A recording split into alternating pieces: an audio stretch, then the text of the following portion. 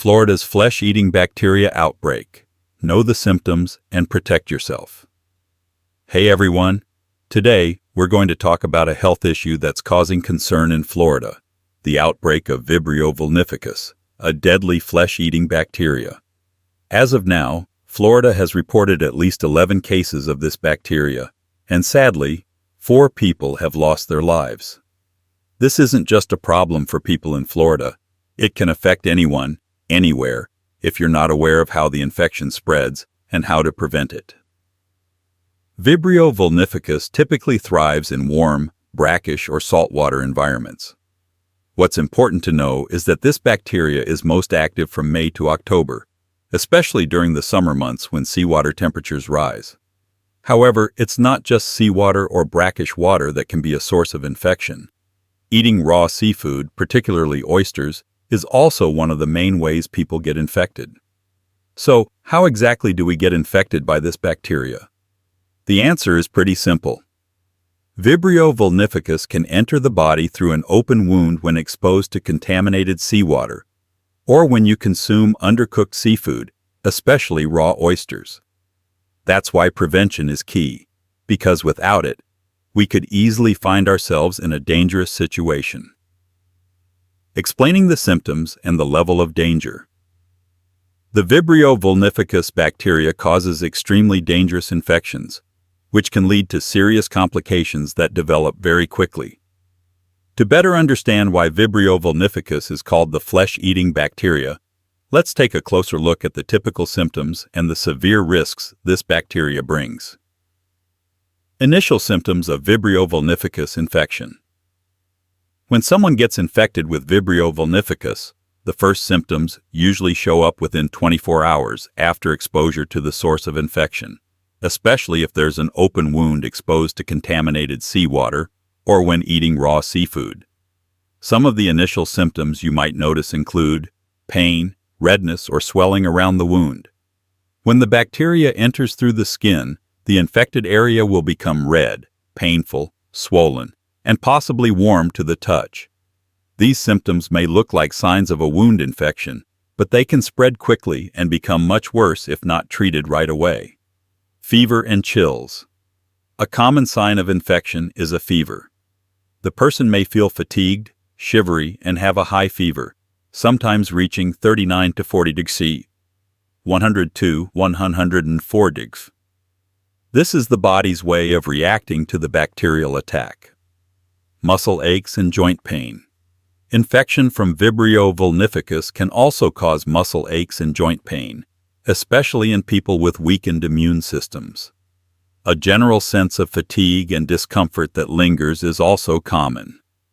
Nausea, vomiting, and diarrhea. Some people may experience diarrhea, nausea, and vomiting after consuming contaminated raw seafood.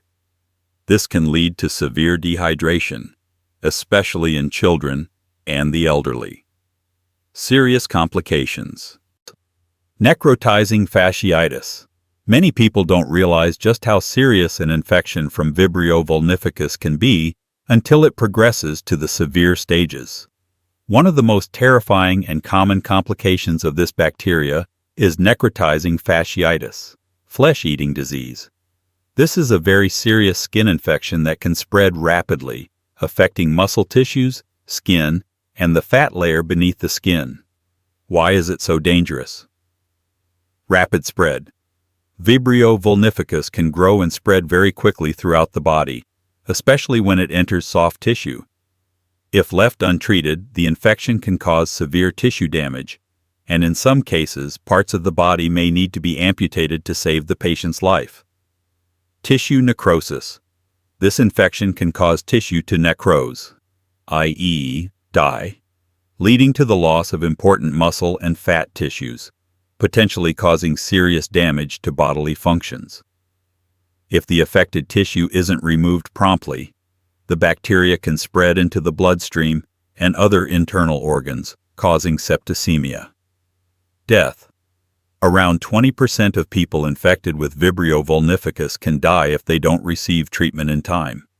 Sepsis, multi-organ failure, and severe blood loss are the major factors contributing to the high death rate. High-risk groups. We've just discussed how Vibrio vulnificus can spread and some basic preventive measures. However, it's crucial to understand which groups of people are particularly at risk when infected by this bacteria. Those in high-risk groups need to be extra cautious and take stricter precautions. The first group to pay attention to is those with weakened immune systems. If you're undergoing cancer treatment, taking immunosuppressive medications, or have an immune-related condition, your risk of getting infected by this bacteria is much higher. When your immune system isn't functioning effectively, your body won't be able to respond quickly to harmful agents like Vibrio vulnificus, and the infection can progress rapidly and become more severe. Additionally, people with liver diseases are also at high risk. The liver plays a critical role in detoxifying and filtering bacteria from the body. When liver function is compromised, the body is more vulnerable to attacks from pathogens, including this bacteria. Those with liver conditions, especially cirrhosis, need to be extra cautious when exposed to seawater or eating raw seafood. Moreover, people with cardiovascular issues or the elderly may face severe complications when infected with Vibrio vulnificus. As the circulatory system and the body's ability to recover decline with age, people in this group need to implement even stricter preventive measures and avoid contact with factors that could lead to infection. A doctor's perspective. Throughout my years of working at the hospital, I've seen many unfortunate cases of Vibrio vulnificus infections. Some patients, even though they only had brief contact with seawater, developed rapid and severe infections because they already had risk factors like liver disease or cancer. This highlights the importance of prevention, especially for those with pre-existing health issues. If you belong to a high-risk group, I strongly recommend limiting your exposure to marine environments and absolutely avoiding raw or undercooked seafood. In case of an open wound, never let it come into contact with seawater or environments where Vibrio vulnificus could be present. Make sure to protect your body as much as possible, and if you notice any unusual symptoms, get medical treatment immediately. We all know that prevention is better than cure, especially for high-risk groups like people with liver disease, cancer, or weakened immune systems. Understanding the dangers posed by Vibrio vulnificus is extremely important. Stay alert and take preventive measures now to protect yourself and those around you. With health awareness and the right actions, we can significantly reduce the risk of getting infected by this flesh-eating bacteria. Preventive measures. To protect your health and minimize the risk of infection from Vibrio vulnificus, we need to follow some specific preventive measures. These steps not only help us avoid the potential risks posed by this flesh-eating bacteria, but also raise awareness about protecting ourselves from other health threats. Avoid letting open wounds come into contact with salt water or brackish water. This is one of the most important measures to prevent Vibrio vulnificus infection. Seawater, especially in warmer areas, may contain this bacteria. If you have any open wound, whether small or large, you should never let it come into contact with seawater or brackish water. If you must come in contact with seawater, make sure to cover the wound with protective dressings like sterile bandages or medical tape. One piece of advice I often give my patients is, if possible, avoid any exposure to marine environments if you have an open wound, especially during the summer when Vibrio vulnificus thrives. 2. Cook seafood thoroughly, especially oysters. Seafood, particularly raw oysters, is one of the main sources of infection from this bacteria. Therefore, to protect yourself from the risk of infection, you should always cook all seafood thoroughly before eating, especially oysters.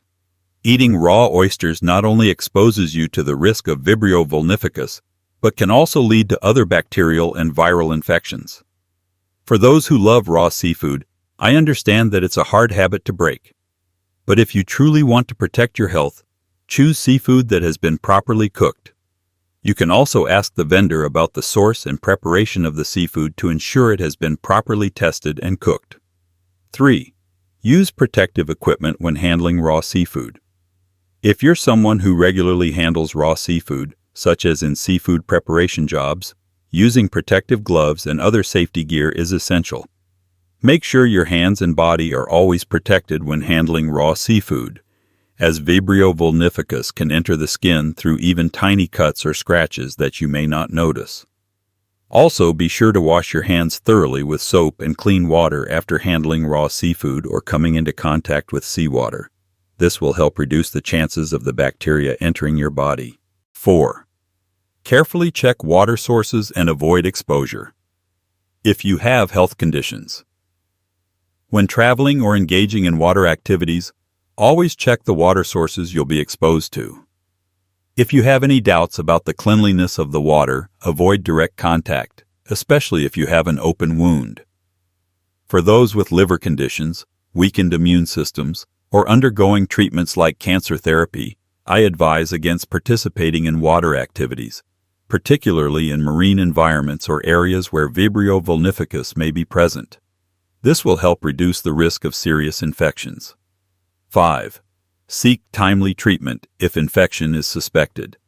Finally, one of the most important measures is to seek immediate medical attention if you suspect an infection.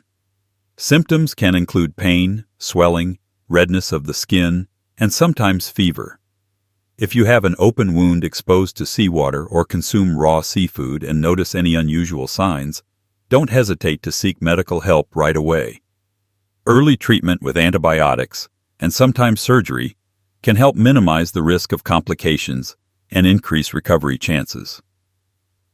Preventing Vibrio vulnificus infection isn't that difficult if we adopt simple daily habits. By protecting ourselves from contaminated seawater, cooking seafood thoroughly, and using protective gear when handling raw seafood, we can significantly reduce the risk of infection.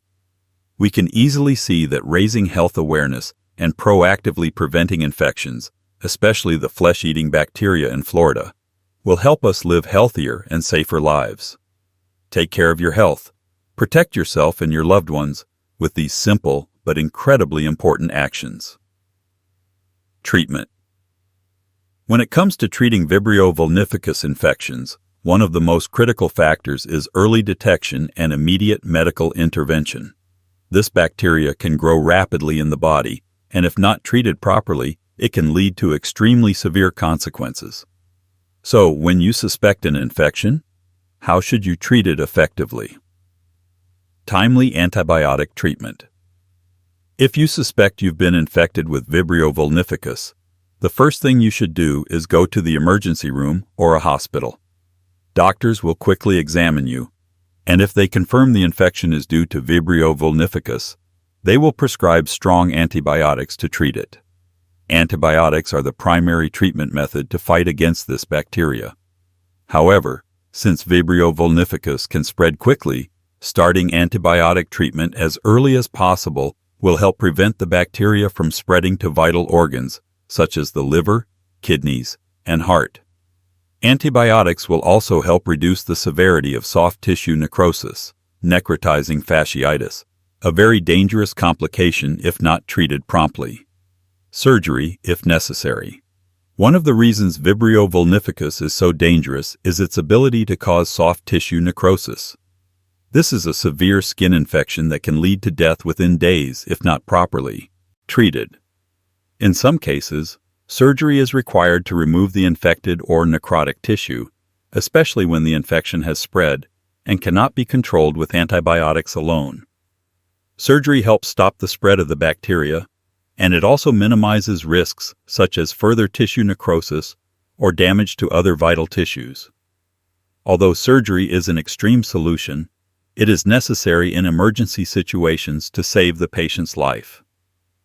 Supportive treatment. During the treatment of Vibrio vulnificus infection, doctors may also apply supportive measures to help the patient recover more quickly. This could include administering fluids, respiratory support, and monitoring signs of septic shock. If the patient has cardiovascular complications, doctors may use specialized treatments to stabilize heart function and blood pressure. For those with weakened immune systems or underlying health conditions, supportive care becomes even more critical, as their bodies cannot recover effectively on their own. These supportive measures will help enhance the body's recovery, reduce the risk of death, and prevent long-term complications. 4. Monitoring and recovery after treatment. Once the patient has been treated and the infection is stable, monitoring and recovery are extremely important. Patients who have been infected with Vibrio vulnificus may experience long-term health issues, including dermatological, circulatory, and immune system problems. Therefore, continuing treatment and close monitoring after discharge is necessary. Doctors will schedule follow-up visits to check the recovery process and ensure there are no signs of new infections. In cases where the patient has experienced severe tissue damage, they may need to continue physical therapy to restore function, especially if surgery to remove necrotic tissue was required. A doctor's insight. From my practical experience, treating Vibrio vulnificus infections requires quick and timely action. One thing I've learned over the years is that the earlier patients come in, the higher their chances of recovery. I've treated several patients who were infected with Vibrio vulnificus after exposure to seawater during a trip, and early intervention helped them navigate through the dangerous situation, avoiding severe complications like necrosis or organ failure. However, there have also been cases where patients didn't realize how serious their infection was and came to the hospital too late, leading to tragic losses. That's why I want to emphasize again that if you suspect you've been exposed to a source of infection or have symptoms like swelling, redness, pain, or fever, go to the hospital immediately. Timely treatment is key to saving lives. Treating Vibrio vulnificus requires professional medical intervention, as this bacteria can cause severe and rapidly spreading damage. With timely antibiotic treatment, surgery if necessary, and medical support, we can absolutely save the patient's life and minimize long-term complications. Always remember that prevention is more important than treatment. If you have any doubts, don't hesitate to seek help from medical experts immediately.